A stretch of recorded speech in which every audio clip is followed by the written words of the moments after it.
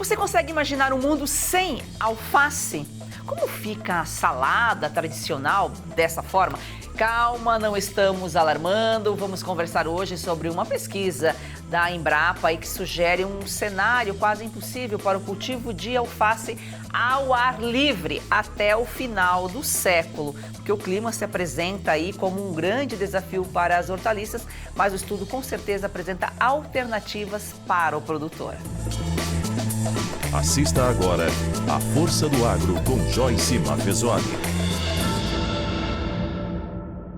Carlos Eduardo Pacheco Lima, pesquisador em mudanças climáticas da Embrapa Hortaliças. Seja bem-vindo, Carlos.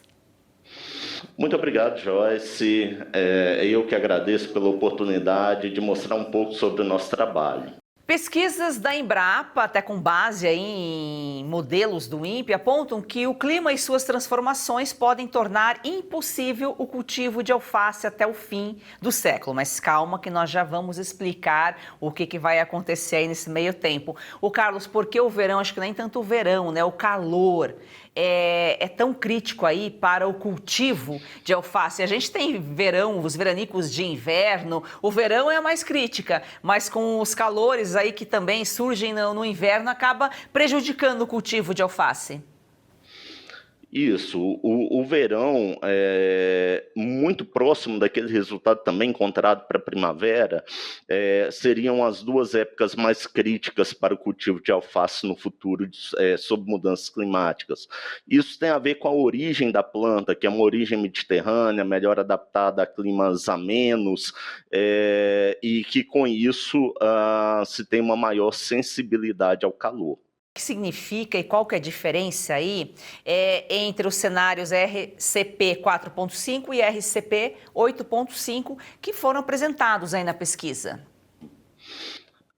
Esses cenários, eles são cenários do painel intergovernamental sobre mudança do clima, mais especificamente do 5º relatório do IPCC, e o cenário RCP 4.5, né, ele trata de um cenário de emissões de gases de efeito estufa intermediário, enquanto o cenário RCP 8.5 trata de da ocorrência, né, de emissões de gases de efeito estufa muito aceleradas e quantidades muito grandes. Ou seja, são termos bem técnicos, aí, bem específicos, que só quem pesquisa consegue entender, né? Aí, mas agora a gente olhando assim, parece uma diferença de 4.5 para 8.5, praticamente a metade, né? Na verdade, a gente trabalha com diferentes previsões do que aconteceria no futuro, né? Então, se houver, por exemplo, estratégias de mitigação ou de redução das emissões de gases de efeito estufa de forma mais intensa, nós estaríamos no RCP 4.5. Se tudo continuar como está, aumentando as emissões, nós estaríamos no RCP 8.5. Ô Carlos, e quais as temperaturas ideais aí para o cultivo da hortaliça e qual a comparação com as projeções futuras aí de acordo com o estudo? Na literatura, esses dados variam um pouco, mas, de modo geral, para aquelas cultivares tropicalizadas, uma faixa entre 15 e 25 graus Celsius. Né? O que nós temos como previsão média anual para o território brasileiro são temperaturas superiores a 30 graus Celsius, né? E para algumas regiões, como Centro-Oeste, Nordeste e Norte do país, números bem mais expressivos do que isso. Ou seja, bem acima do ideal, né? E o que é esse fenômeno chip burn? O chip burn é uma queima das bordas, né, das folhas da alface. Ele é um fenômeno ocasionado principalmente pelo calor, mas não exclusivamente por E normalmente, né, o calor ele faz com que a planta tenha maior dificuldade em translocar elementos como cálcio e boro no seu interior, causando essa desordem fisiológica.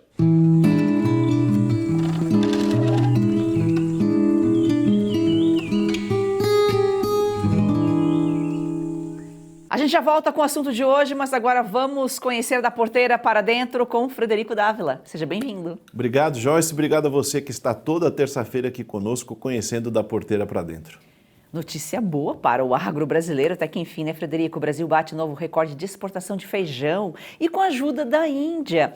Olha só, de janeiro a setembro, os produtores brasileiros exportaram mais de 360 mil toneladas, uma alta de 4% em relação ao mesmo período de 2024. E a Índia vem se tornando um parceiro importante para o agro brasileiro, né, Frederico? Muito importante. A população de mais de 1 bilhão de habitantes já ultrapassou a população chinesa.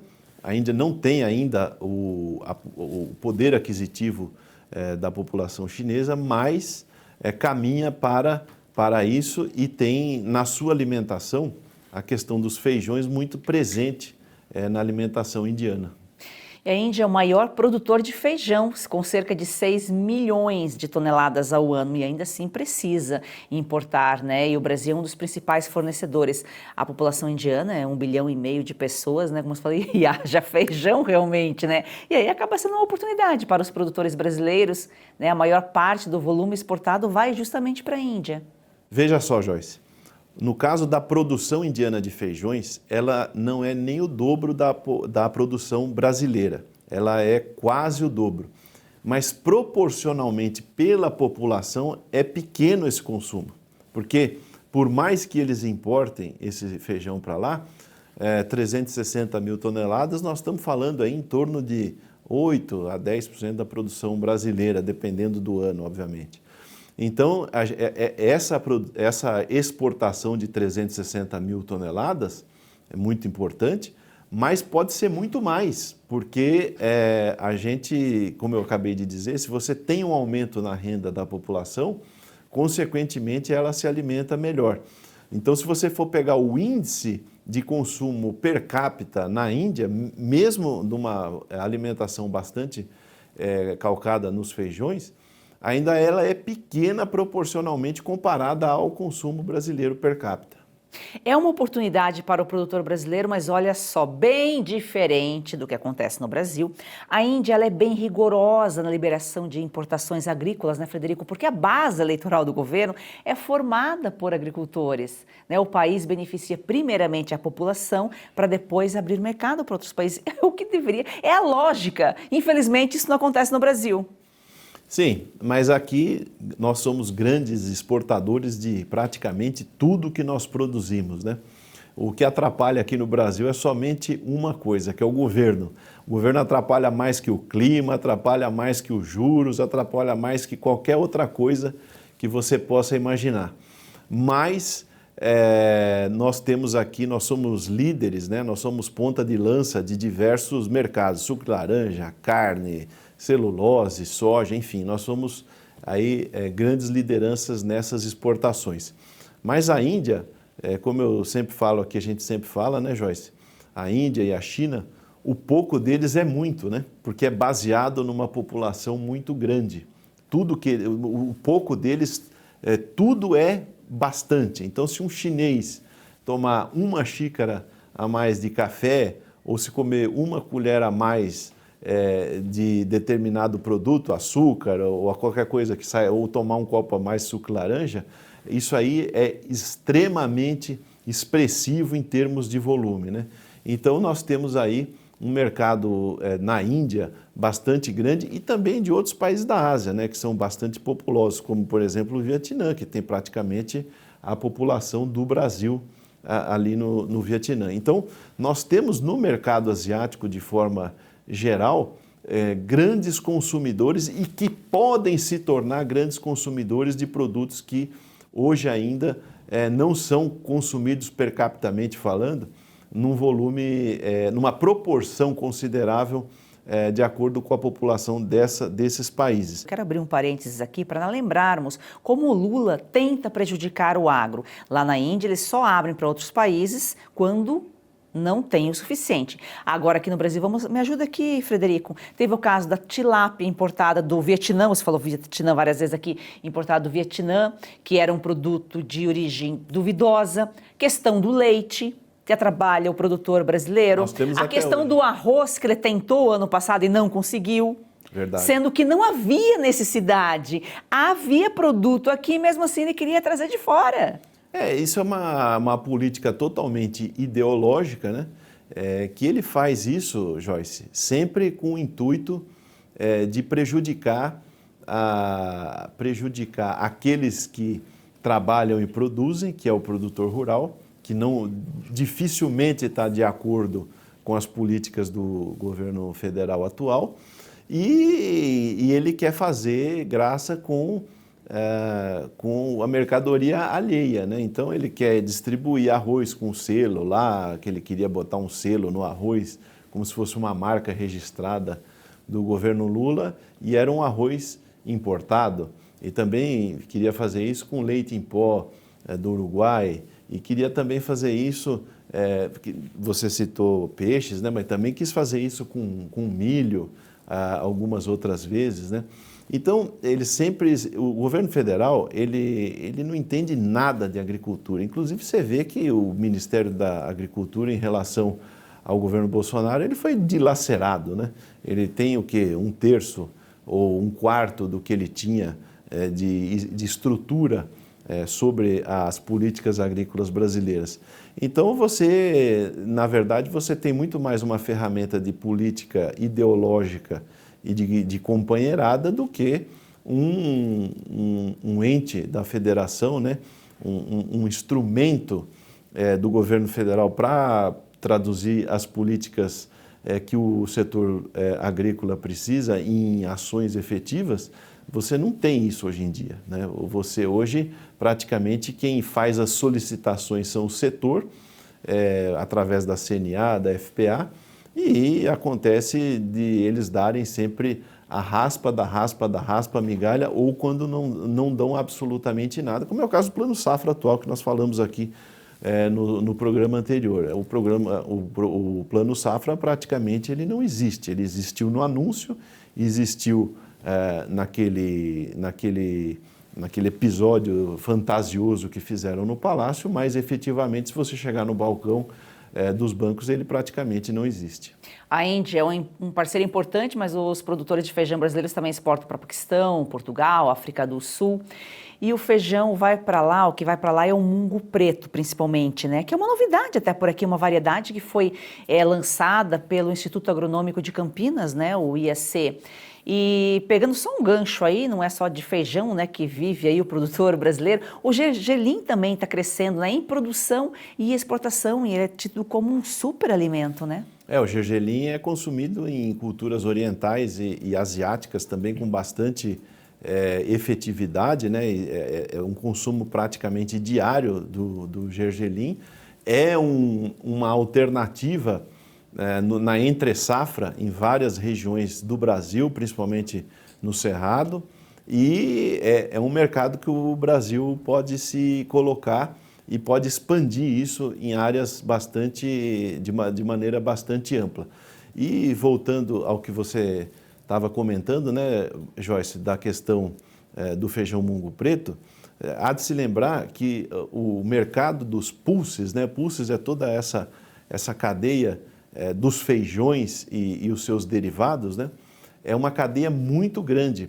E você tem o Brasil tem a condição, o produtor rural brasileiro tem a condição de produzir esses pulses específicos, desde que haja um mercado demandante sério e que a gente consiga se colocar nesses mercados e também permanecer, porque para permanecer você tem que ter uma efetividade e uma constância na demanda, que é o que acontece com os grandes mercados de milho, de soja, que você tem uma constância na demanda. E aí você, consequentemente, tem um estímulo aqui na base produtora para continuar produzindo aquela cultura. Se você não tiver uma constância, você dificilmente vai ter a recorrência do produtor para investir na cultura. E para isso o governo precisa não atrapalhar o produtor rural, que é a prática, o esporte da prática principal do governo federal é atrapalhar o produtor rural brasileiro.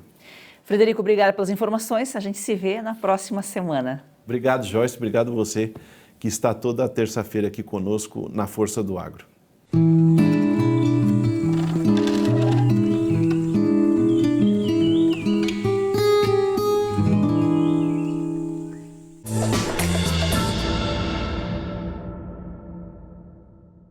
Nos últimos anos, aprendemos que a batalha cultural não é local, ela é mundial.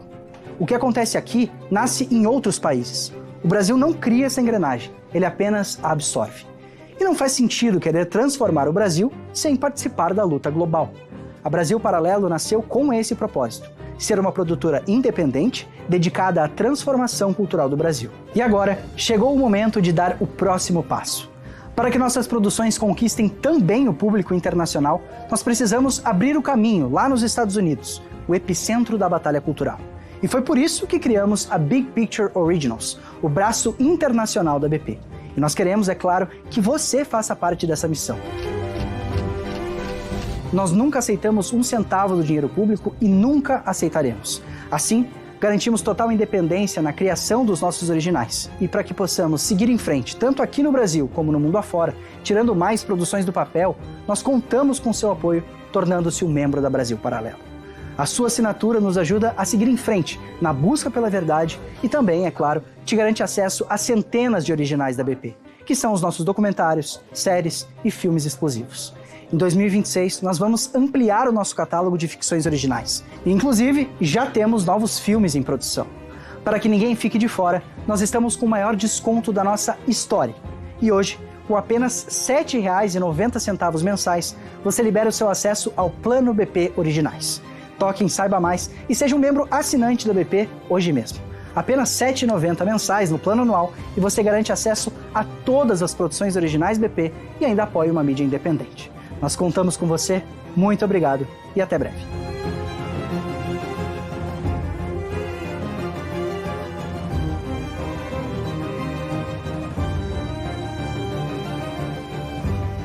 Nem todo mundo tem familiaridade com o digital, mas todo brasileiro tem direito de saber o que está acontecendo de verdade. Vem aí a Oeste TV. Assine a Oeste. Faça parte dessa história.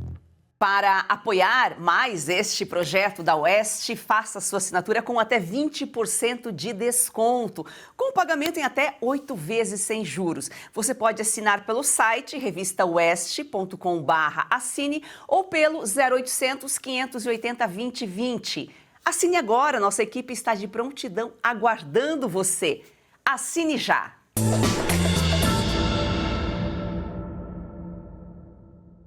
Agora, o florescimento precoce, ele afeta a qualidade comercial do alface? O florescimento precoce, ele é desejado na fase reprodutiva, né? Na fase de produção de sementes da planta. Quando ele acontece na fase de colheita, por exemplo, ele tende a acumular látex nas folhas, e isso torna as folhas da alface muito amargas. Eu falei mas é a alface porque é uma hortaliça. E esse florescimento precoce, ele pode ser impulsionado justamente pelo calor? Uma das principais causas, né, do florescimento precoce é o calor. Ele talvez seja o principal sintoma ou um dos primeiros sintomas, né, que a planta apresenta quando ela está sob estresse térmico. Goste você ou não, mudanças climáticas, um termo que a gente acaba usando aqui, porque elas existem, ocorrem, são as condições climáticas, a gente pode perceber aí que às vezes o ano todo as estações são trocadas, é para ser frio e é quente, e vice-versa, assim por diante, não é ocasionada diretamente pelo homem, muito menos pelo agro, como os ambientalistas querem responsabilizar, mas elas ocorrem, até um fenômeno aí da natureza. Ô Carlos, agora, por que a alface ela é mais vulnerável a essas condições aí do clima do que, por exemplo, o milho, soja? A alface, de modo geral, ela apresenta-se, né, como eu disse anteriormente, origem em região de clima ameno, né, de clima frio para ameno, e por isso ela apresenta uma maior susceptibilidade. Ela, como uma planta também que apresenta ciclo fotossintético C3, enquanto as gramíneas, de modo geral, como o milho, por exemplo, apresenta ciclo fotossintético C4, são melhores adaptadas ao calor, então esses aspectos acabam tornando, né, ela mais suscetível. Agora, quais cultivares estão sendo desenvolvidas aí para resistir a essas temperaturas mais altas? Na Embrapa, por exemplo, nós temos duas cultivares principais, né, sendo desenvolvidas. A principal delas é a BRS Mediterrânea, e ela, em experimentos, né, que conduzimos, simulando o clima futuro, apresentou uma produtividade sob aquela temperatura média que se espera no Brasil em condições de mudanças climáticas maior do que sob a temperatura historicamente verificada no país.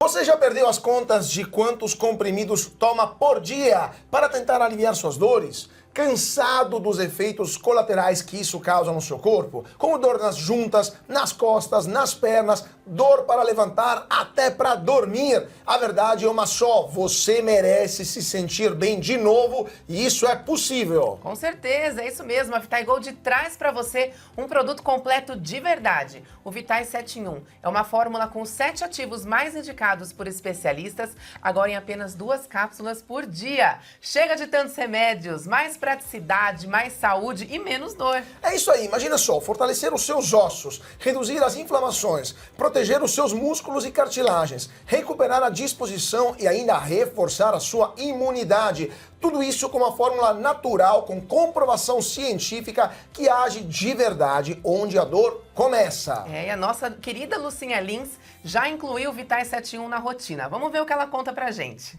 Cansada de tomar vários comprimidos por dia, não é mesmo? Eu também. Por isso a Vitae Gold tem agora o Vitae 7.1. São os 7 principais ativos para cuidar da sua saúde e ajudar você que sofre com dores nas articulações, artrite, artrose, reumatismo, fibromialgia. A Vitae Gold desenvolveu um creme de massagem e vai mandar aí para você de presente. Ligue 0800 291 2200. É isso mesmo, o Vitae 7 em 1 mudou a rotina da Lucinha e pode transformar a sua também. Ligue agora para 0800 291 2200 e aproveite a oferta exclusiva. 70% de desconto para os 100 primeiros que ligarem e o relógio inteligente, vai de presente. É isso aí, então chega de remédio para tudo e solução para nada. Vitae 7.1 é natural, eficaz e foi feito para você viver sem dor.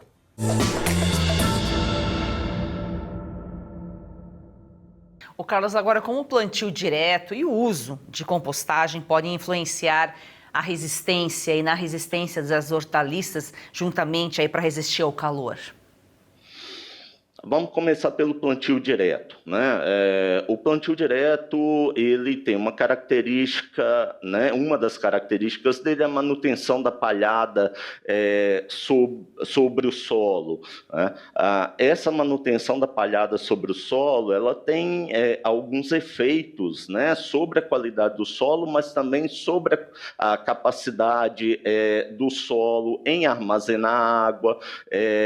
Tem também o próprio sombreamento da superfície do solo que acontece, a palhada, esses resíduos vegetais mais claros, eles são capazes de refletir mais intensamente os raios solares e dessa forma eles acabam reduzindo a temperatura ali na superfície, né? Alguns trabalhos nossos aqui mostram uma redução de temperatura de até 4,5 graus em superfície. A compostagem, e aí aqui é importante a gente fazer um parênteses, né, que não é só a compostagem, são produtos orgânicos de modo geral, como, por exemplo, o bioinsumo, não importa se a aplicação ocorre em sistema convencional ou em sistema orgânico, né, eles apresentam em sua composição moléculas que são muito próximas de alguns promotores de crescimento vegetal, como a auxina,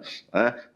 Essas moléculas, elas têm o potencial de reduzir os estresses sofridos pelas plantas, sejam estresses, o que nós chamamos de abióticos, como, por exemplo, temperatura, falta d'água, né? Ou estresses bióticos, que são aqueles estresses causados por doenças e pragas. Ou seja, então é um desafio aí para o produtor, né, que ainda utiliza o plantio ao ar livre. A gente está falando aqui dos desafios, das dificuldades para produzir alface ao ar livre, porque a gente sabe que tem muito produtor já investindo em estufas, em áreas fechadas, naquela produção vertical, até por uma questão de espaço e também de climatização. Mas há uma tendência, diante desse estudo que vocês colocaram aqui, Carlos, que esse plantio ao ar livre possa vir ser extinto com o futuro? Eu não diria extinto, Joyce. A ideia desse trabalho não é ser alarmista, mas sim mostrar que há necessidade de se adaptar os cultivos de alface atualmente, né, conduzidos para essa nova condição climática. Então, algumas questões são fundamentais. O desenvolvimento de cultivares mais tolerantes ao calor, mais tolerantes ao déficit hídrico, né? O próprio uso do plantio direto, o uso da plasticultura, não apenas de estufas, mas também daqueles plásticos que cobrem o solo, como, por exemplo, né, os mulchings, principalmente os mulchings claros, tá? E, claro, né, em situações extremas, nós temos que pensar em estratégias como cultivo sem solo, em hidroponia, conduzidos em estufas climatizadas, né, e coisas como essas. Por isso que existe a Embrapa, para ajudar o produtor, né? O pequeno, o grande, o médio, a criar possibilidades, a se adaptar, porque a gente sabe que estufas e ambientes controlados ainda podem ter um custo elevado, não ser tão acessível ao produtor que, né, de uma pequena propriedade, principalmente hortaliças que às vezes se produzem em grande escala, mas em áreas assim ainda menores. Mas com base no estudo, o produtor começa a ter outras opções para produzir, até já para se preparar, né? Tem uma parte aí que está funcionando ainda o plantio direto, ao ar livre, mas já é tempo de pensar em outras alternativas, né? Vai se preparando aos poucos. Exato. Essa questão da modelagem, da avaliação de riscos, ela é importante para que nós desenhemos aqui dentro da pesquisa qual a intensidade de proteção ou de adaptação que nós temos que fornecer para o produtor continuar tendo, né, ali o seu sustento ao longo do tempo, principalmente a longo prazo, né? Uma questão que é muito importante ressaltar é que no cenário intermediário, naquele RCP 4.5, o nosso trabalho mostra uma modificação muito pequena em curto prazo, né? Ali até 2040 aproximadamente, e se intensifica após 2040. No cenário de altas emissões, não, né? Essas mudanças elas já vêm forte em curto prazo, né? E se intensificam mais ainda após 2040. Então, essa questão da adaptação, ela é uma questão urgente que tem que ser trabalhada pela pesquisa e, a partir daí, né, transferida para os agricultores pela extensão rural, pelo Senar e por outras instituições, né, que atuam ali diretamente com eles. A ciência é agro, o agro é ciência, esses estudos, pesquisas são fundamentais para melhorar a produtividade, aumentar a rentabilidade e criar novas adaptações, criar novas alternativas aí para o produtor enfrentar essas mudanças aí, essas condições do clima e, claro, para que não falte produto na mesa do brasileiro e também sempre vai influenciar no preço. Se faltar o produto no supermercado, se estiver escasso, com certeza vai aumentar o preço para o consumidor final. Carlos, muito obrigada pelas suas informações, pela sua participação aqui. Joyce, eu agradeço mais uma vez a possibilidade de participar, mostrar um pouco sobre o nosso trabalho, me coloco à disposição para novos esclarecimentos. Muito obrigada e gratidão a você que nos acompanha aqui de segunda a sexta. A força do agro, o melhor do Brasil, começa no campo. Vamos fazer desse campeão brasileiro uma paixão nacional.